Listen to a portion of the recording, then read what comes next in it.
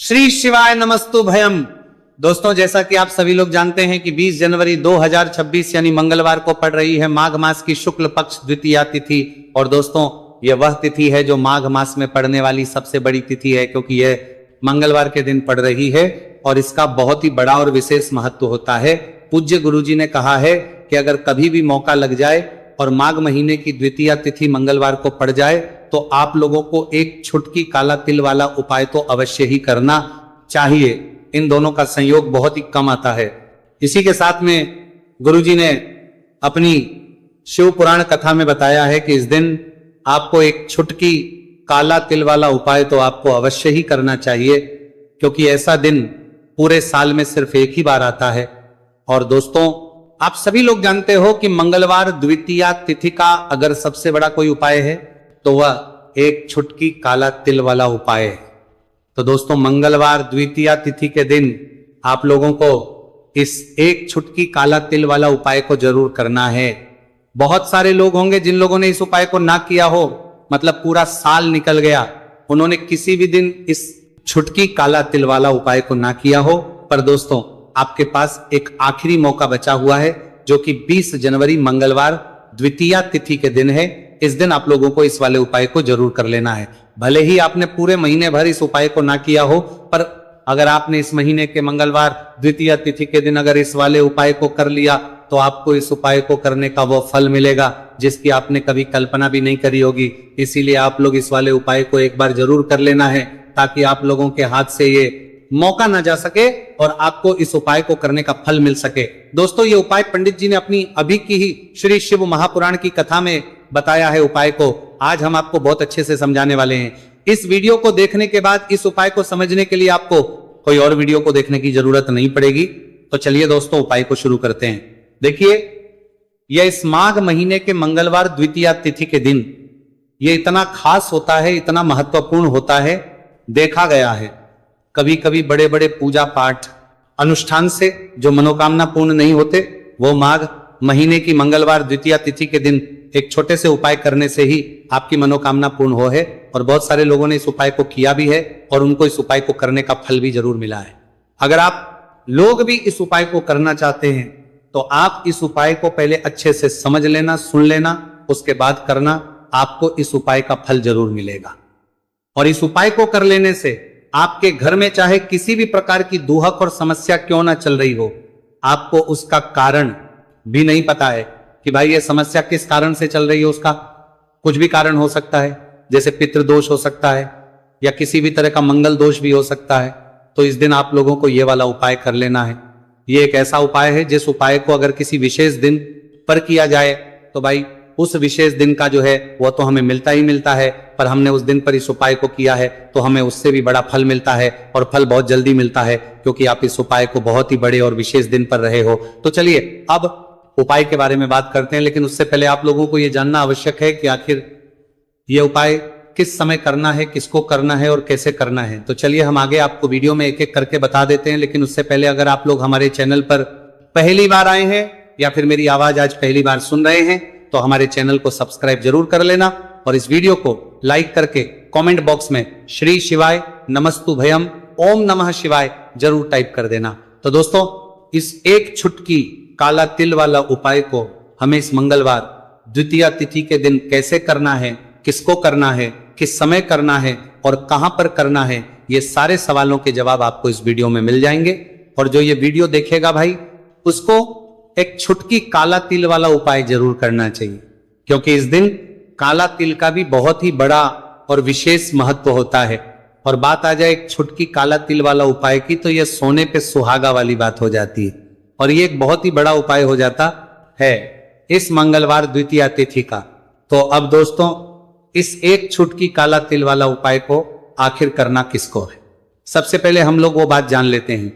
तो देखो, घर की जो बड़ी माताएं बहनें होती हैं, उन माताओं बहनों में से कोई भी एक बड़ी माता बहन इस वाले उपाय को कर सकती हैं। और दोस्तों, अगर आप तो अपने घर में से सभी सदस्यों को भी इस उपाय को करवा सकते हैं।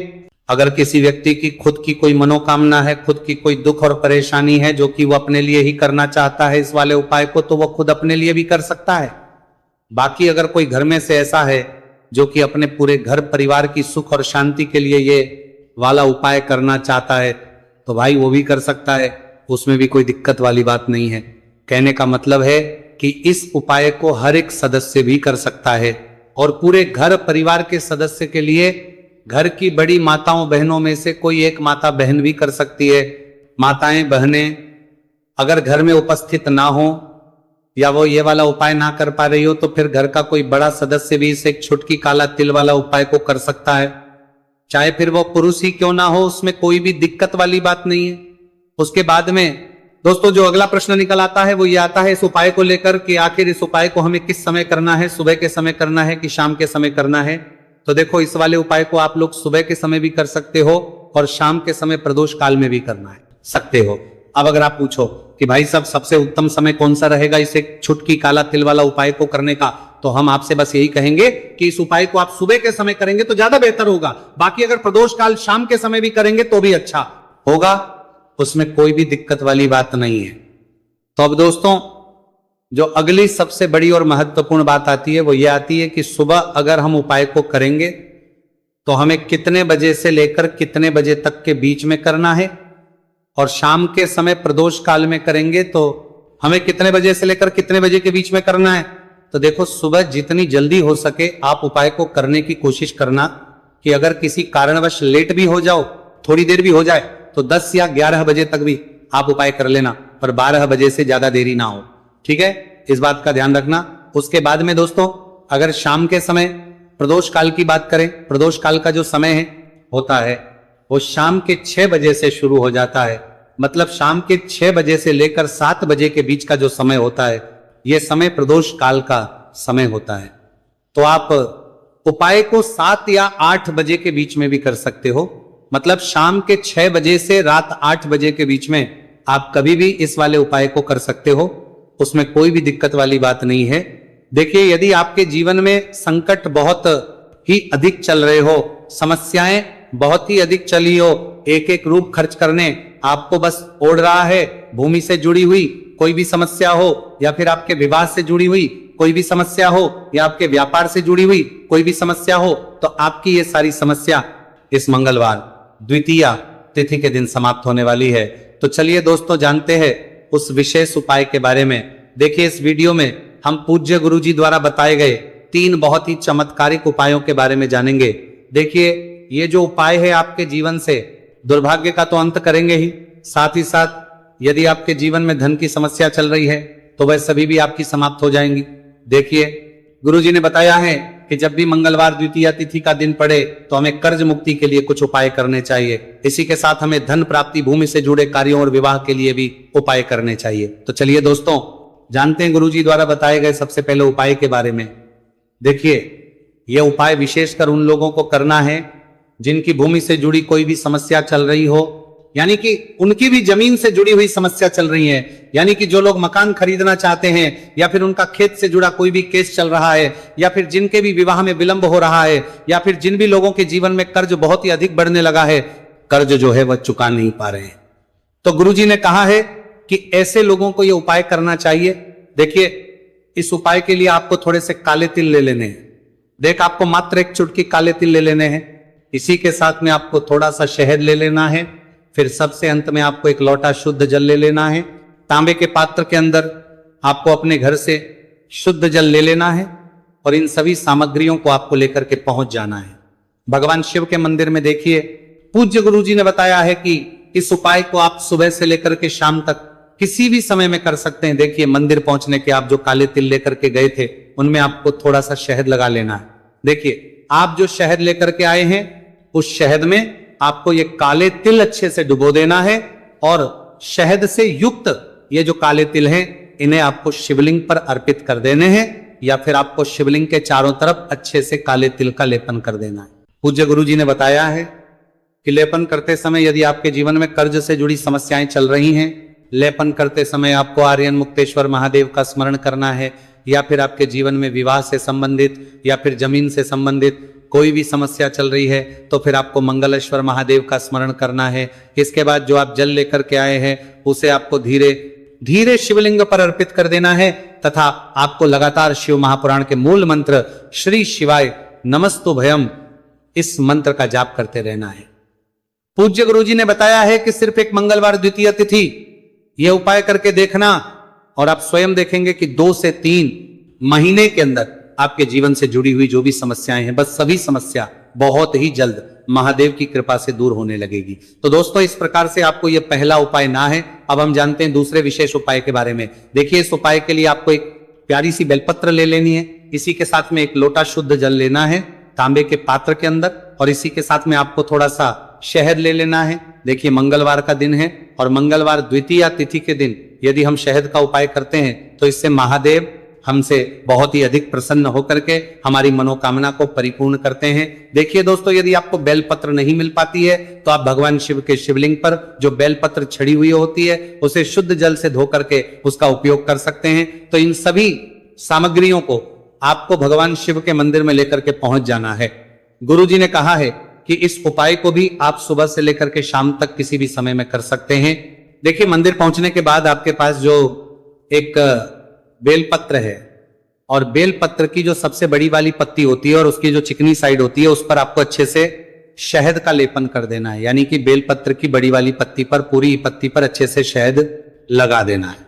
अब देखिए, ये जो बेलपत्र है इसे आपको अपने सीधे हाथ की हथेली पर रखना है और आपके जो भी कार्य अटक रहे हैं, देखिए बहुत से लोग ऐसे होते हैं जो अपने नौकरी को प्राप्त करने के लिए सालों से तैयारी करते हैं लेकिन उनको नौकरी नहीं प्राप्त हो पाती है। बहुत से ऐसे लोग होते हैं जो बहुत ही मेहनत करते हैं, धन भक्ति के लिए बहुत अधिक प्रयास करते हैं लेकिन फिर भी उनको धन प्राप्त नहीं हो पाता है। तो गुरुजी ने बताया है कि जब भी आपको अपने कार्यों में सफलता ना मिले तो फिर आपको मंगलवार के दिन इस उपाय को अवश्य करना चाहिए। देखिए, अब आपको जिस भी कार्य में सफलता प्राप्ति करनी है उस कार्य को सफल बनाने के लिए आपको महादेव से प्रार्थना कर लेनी है और फिर ये जो एक बेलपत्र है इसे आपको भगवान शिव के शिवलिंग पर अर्पित कर देनी है। देखिए, बेलपत्र की चिकनी साइड जिस पर आपने शहद लगाए हैं वह शिवलिंग से स्पर्श रहेगी और इसकी जो डंडी है वह आपको जलाधारी की ओर रखनी है। इस प्रकार से आपको यह बेलपत्र अर्पित कर देनी है। अब देखिए, आप जो एक लोटा जल लेकर के आए हैं उसे आपको भगवान शिव के शिवलिंग पर धीरे धीरे अर्पित कर देना है। श्री शिवाय नमस्तु भयम, इस मंत्र का जाप करते हुए देखिए, जैसे ही यह जल शिवलिंग से होकर के जलाधारी की ओर बह करके आएगा तो इसे आपको थोड़ा सा अपने सीधे हाथ की हथेली में झेल लेना है। इस जल को आपको अपनी दोनों आंखों पर लगा लेना है और इस जल का थोड़ा सा छिड़काव आपको अपने शरीर पर कर लेना है। पूज्य गुरुजी ने बताया है कि जब भी हम मंगलवार के दिन शहद वाली बेलपत्र शिवलिंग पर अर्पित करते हैं तो इससे हमें महादेव हर कार्य में सफलता प्राप्त करवाते हैं। यदि हमें अपनी मेहनत करने के बावजूद भी पर्याप्त मात्रा में सफलता नहीं मिल पा रही है तो गुरुजी ने कहा है कि आपको मंगलवार द्वितीया तिथि के दिन यह चमत्कारिक उपाय अवश्य ही कर लेना है। अब दोस्तों, हम जान लेते हैं गुरुजी द्वारा बताए गए तीसरे विशेष उपाय के बारे में। देखिए, इस उपाय के लिए भी आपको मात्र 1 लोटा शुद्ध जल ले लेना है तांबे के पात्र के अंदर। फिर इसी के साथ में आपको एक प्यारी सी बेलपत्र ले लेनी है। बेलपत्र आपको ध्यान की गई थी रखना है कि कैसे भी कटी हुई खंडित नहीं होनी चाहिए। अब देखिए, मात्र 2 सामग्री लेकर के आपको भगवान शिव के मंदिर में पहुंच जाना है। पूज्य गुरुजी ने बताया है कि यह उपाय विशेषकर उन लोगों को करना है जिनकी कोई भी विशेष मनोकामनाएं जो कई दिनों से परिपूर्ण नहीं हो पा रही, चाहे वह विवाह से संबंधित हो, नौकरी से संबंधित हो, व्यापार से संबंधित हो, चाहे किसी भी प्रकार की मनोकामना है जो परिपूर्ण नहीं हो पा रही है तो उसके लिए आपको यह उपाय करना है। देखिए, इस उपाय को भी आप सुबह से कि शाम तक किसी भी समय में कर सकते हैं। देखिए, मंदिर पहुंचने के बाद सबसे पहले तो आप बेलपत्र लेकर के आए हैं, उसे आपको अपने सीधे हाथ की हथेली पर रखना है और आपको महादेव से प्रार्थना करनी है कि हे मेरे महादेव, मेरी ये जो मनोकामनाएं बहुत दिनों से अधूरी है, मैंने कई प्रकार के उपाय कर लिए हैं, कई प्रकार के व्रत कर लिए हैं, लेकिन अभी तक मेरी मनोकामना परिपूर्ण नहीं हो पाई है। तो उस मनोकामना को परिपूर्ण करने के लिए प्रार्थना करनी है और ये एक बेलपत्र आपको शिवलिंग पर अर्पित कर देनी है। देखिए, बेलपत्र की जो चिकनी साइड है वह शिवलिंग से स्पर्श रहेगी और इसकी जो है वो आपको जलाधारी की ओर रखनी है। इस प्रकार से आपको ये बेलपत्र अर्पित कर देनी है। इसी प्रकार से आपको ये बेलपत्र अर्पित करनी है। अब देखिए, आप जो 1 लोटा शुद्ध जल लेकर के आए हैं इसे आपको धीरे धीरे शिवलिंग पर अर्पित कर देना है। इस मंत्र का जाप करते हुए देखिए, जल अर्पित करते हुए आपको कम से कम 11 बार श्री शिवाय नमस्तुभयम या फिर ओम नमः शिवाय इस मंत्र का जाप कर लेना है। पूज्य गुरु जी ने बताया है कि जो भी व्यक्ति 20 जनवरी मंगलवार द्वितीया तिथि के दिन शिवलिंग के सामने इस उपाय को करता है तो उसकी जो भी मनोकामना है वह महादेव की कृपा से निश्चित ही परिपूर्ण हो जाती है। तो दोस्तों, यह थे पूज्य गुरु जी द्वारा बताए गए कुछ बहुत ही खास उपाय। अगर आपको जानकारी अच्छी लगी हो तो वीडियो लाइक करिएगा। मिलते हैं फिर एक नए वीडियो के साथ। श्री शिवाय नमस्तु भयम करने का वो फल मिलेगा जिसकी आपने कभी कल्पना भी नहीं करी होगी। इसीलिए इस हल्दी दीपक वाले उपाय को एक बार जरूर कर लेना ताकि आप लोगों के हाथ से यह मौका ना जा सके और आपको इस उपाय को करने का फल मिल सके। दोस्तों, ये उपाय पंडित जी ने अपनी अभी की ही शिव महापुराण की कथा में बताया है, जो इस उपाय को आज हम आपको बहुत अच्छे से समझाने वाले हैं। इस वीडियो को देखने के बाद इस उपाय को समझने के लिए आपको कोई और वीडियो को देखने की जरूरत नहीं पड़ेगी। तो दोस्तों, इस उपाय को आपको कैसे करना है, कब करना है, कहां पर करना है और उपाय को करते समय आपको किन किन गलतियों को नहीं करना है और आपको किन किन बातों का ध्यान रखना है, यह सारी जानकारी हम आपको इस वीडियो में देंगे। तो चलिए भक्तों, उपायों को शुरू करते। अगर आप भी चाहते हैं कि महादेव जी का आशीर्वाद आप पर सदैव बना रहे तो वीडियो को लाइक करें, चैनल को सब्सक्राइब करें और कमेंट बॉक्स में हर हर महादेव जरूर लिखें। तो दोस्तों, यह थे पूज्य गुरु जी द्वारा बताए गए कुछ बहुत ही खास उपाय। अगर आपको जानकारी अच्छी लगी हो तो वीडियो लाइक करिएगा। मिलते हैं फिर एक नए वीडियो के साथ। श्री शिवाय।